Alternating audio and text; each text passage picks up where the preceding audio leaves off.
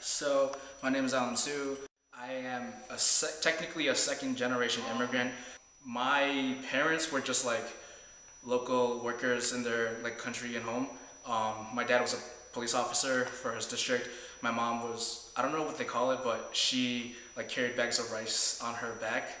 So she was a rice seller or a rice carrier or something. But yeah, my dad, he enlisted into the Vietnam War, and after he served there, he eventually became a POW.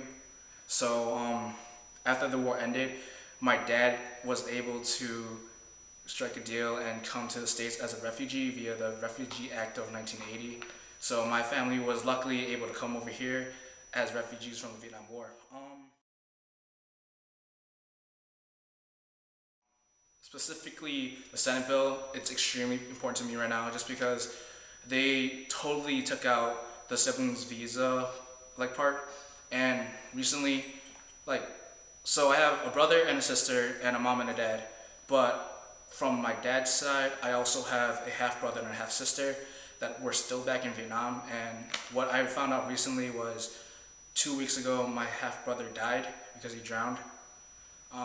So I was always adamant for fighting for immigration reform, but after I found out that he died, I'm never ever going to be able to see him. I'm never ever going to be able to petition for him to come over and live with us. So it just really sparked me and just motivated me more to want to fight for this cause. So that's why fighting for immigration reform means so much for me.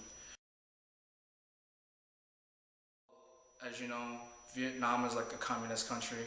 So 2 years ago, when my dad and my sister went back to Vietnam for our cousin's wedding, his ex-wife, who was actually from the north, she got a bunch of people to stop them at the airport to I don't know, harass them and just try to I don't know, I want to say harass is the good word, but maybe distract some of their stuff, I don't know, really informal. But if my family was forced to go back to Vietnam, their life would be extremely worse than it is here, just because America is known as the land of opportunity. Conditions in Vietnam is just, my grandma has to live on just $1 a day, and to them that's a lot of money. So I don't know, I can imagine what their life would be, but I just really can't explain because it's extremely horrible. I lost my brother. I'm never gonna be able to see him again. I know for a fact that I'm not the only one in the world who has experienced this.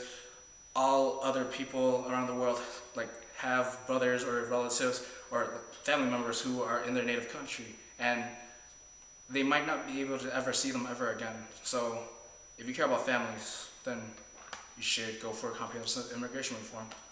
That's as simple as it gets.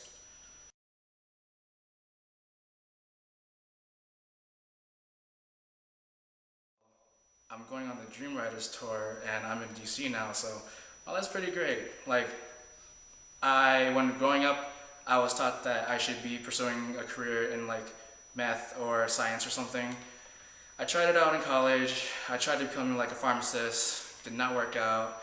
And then finally, I found a passion in doing immigrants' rights work. So right now, I am majoring in criminal law and justice at the University of Illinois in Chicago. And after I get my degree, I'm hoping to work with ICER for immigrants' rights. So my life is pretty darn good right now, and I want to make sure that I can help other people's lives be better too.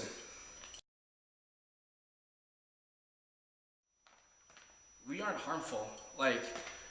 Every single time I encounter someone who has a rebuttal to one of my claims or something, they're always yo, you immigrants steal our jobs, you immigrants are criminals.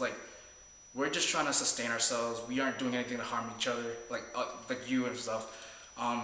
And immigrants are actually we actually have a bunch of small businesses, so we offer jobs to everyone. We contribute to the economy. We pay our taxes. We're actually beneficial to the country. So any negative thoughts you have about us, they're just part of your fantasy. So just change it. But that's about it.